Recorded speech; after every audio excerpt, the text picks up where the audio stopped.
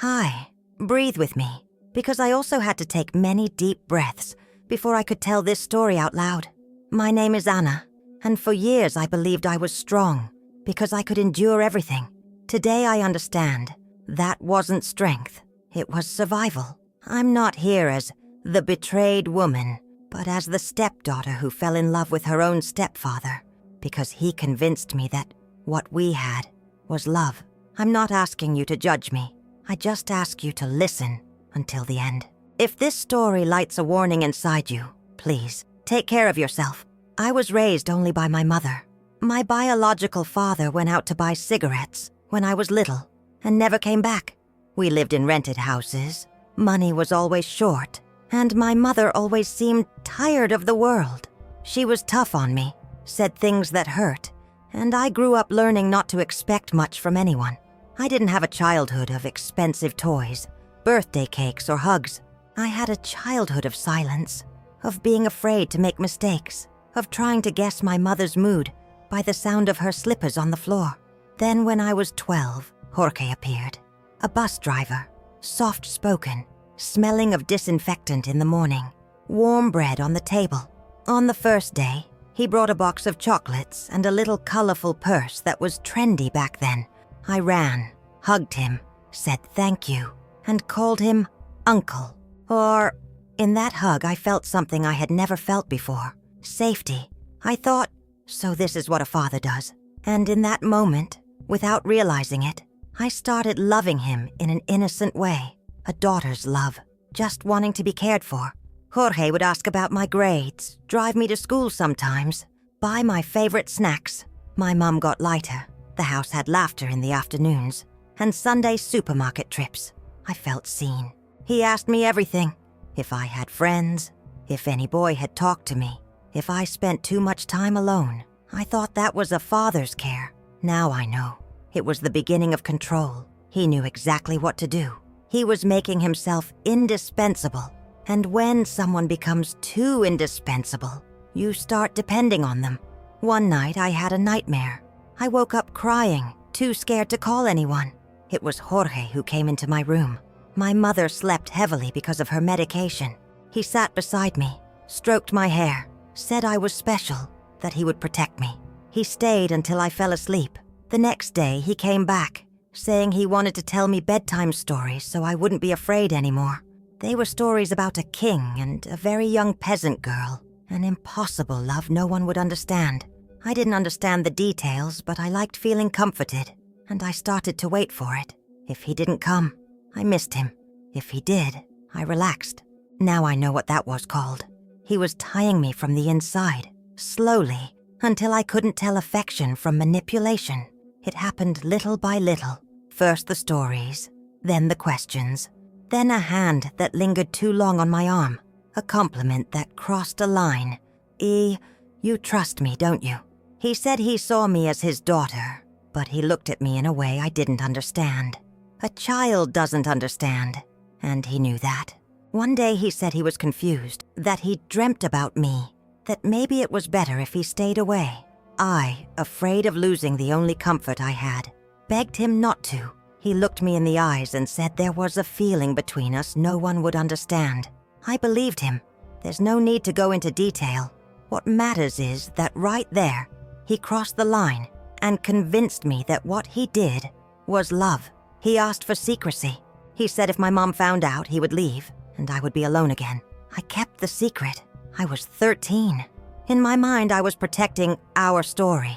Years went by. On the outside, I grew up. Inside, I stayed 12. I waited for the stories, the touches, the whispered messages. He knew what to say, when to say it, how to make me feel special. And I convinced myself I was the chosen one. Until one day I looked differently at a boy from school. Nothing major happened. Just an ice cream at the park. A few chats at the gate. Jorge saw it. He followed me. The first time he confronted me, it was like someone had ripped his mask off. The kind man disappeared. He was furious. He said I belonged to him, that no boy would ever understand me, that I was destroying everything. I trembled, and when I trembled, something inside me lit up. I felt afraid of Jorge, and when you're afraid of someone who says they love you, something is very wrong. In the following days, he started showing up everywhere. At school, at the bus stop, even near my prep course. I felt watched all the time, and for the first time, I wanted to disappear. That's when I looked for a friend from the course. She listened to me without interrupting. When I finished, ashamed of myself, she took a deep breath and said, "Friend, that's abuse. You were a child. He shaped you to believe it was love." I tried to defend Jorge. I said he protected me, that he was the first to truly see me, that I missed him. She didn't let go of my hand. She repeated, "It's not your fault." And she stayed with me. I still remember the smell of coffee that day, the sound of cars outside, and how, for the first time, someone looked at me without seeing me as guilty. With all the courage I had, I went to talk to my mother. I expected a hug. I got blame instead. She said I provoked him, that I'd always been forward, that she wouldn't ruin her marriage because of me. I tried to explain that I was 12, that I played with dolls in the backyard, that I called him Uncle, and then borrowed Dad. She wouldn't listen.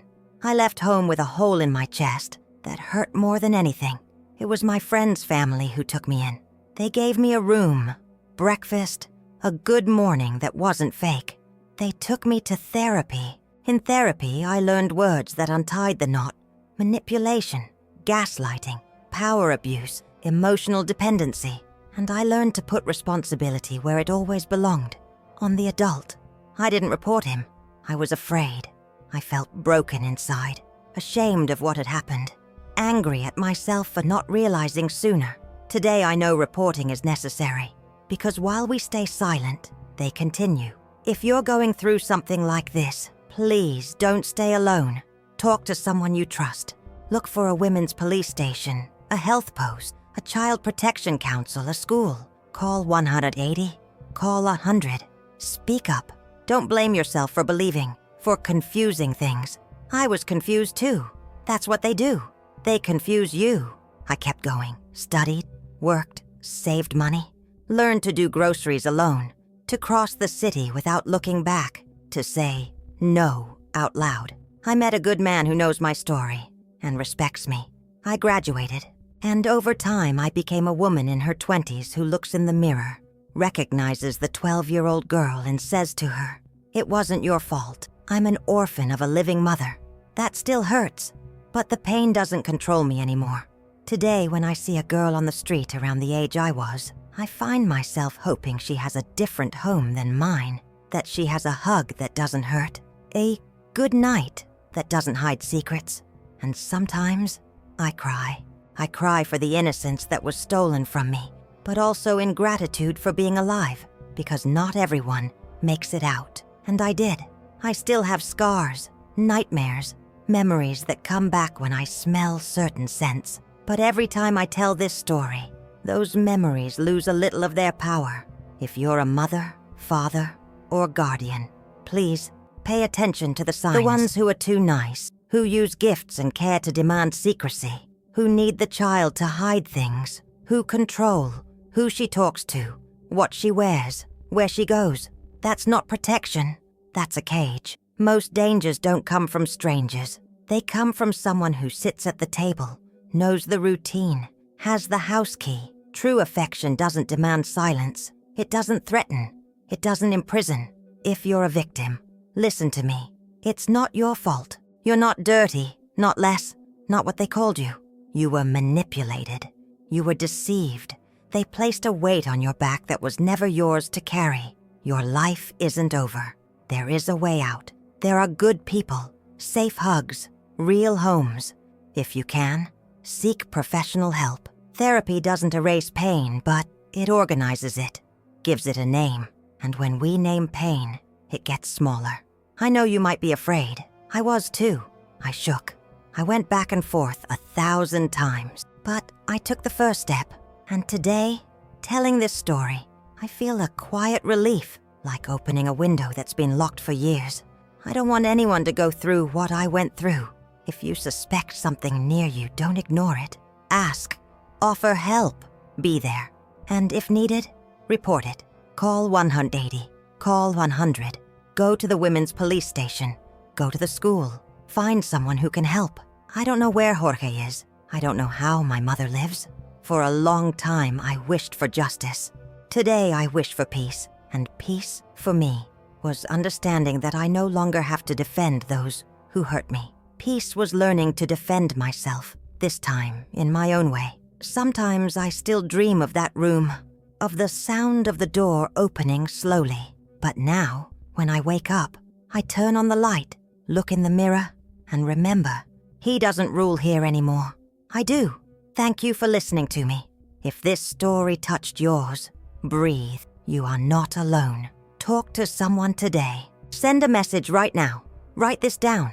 180 and call 100. Save it on your phone. Share it with someone who might need it. And if you're a parent or guardian, please open your eyes, open your ears. Believe what children and teens tell you. My story could have ended sooner if someone had simply asked me one question. Are you safe? I'm rebuilding my life slowly, in my own way, in my own time. And if this voice has reached you, I hope that somehow it helps you start rebuilding yours too. Take care of yourself, and if you can, take care of those around you. Thank you.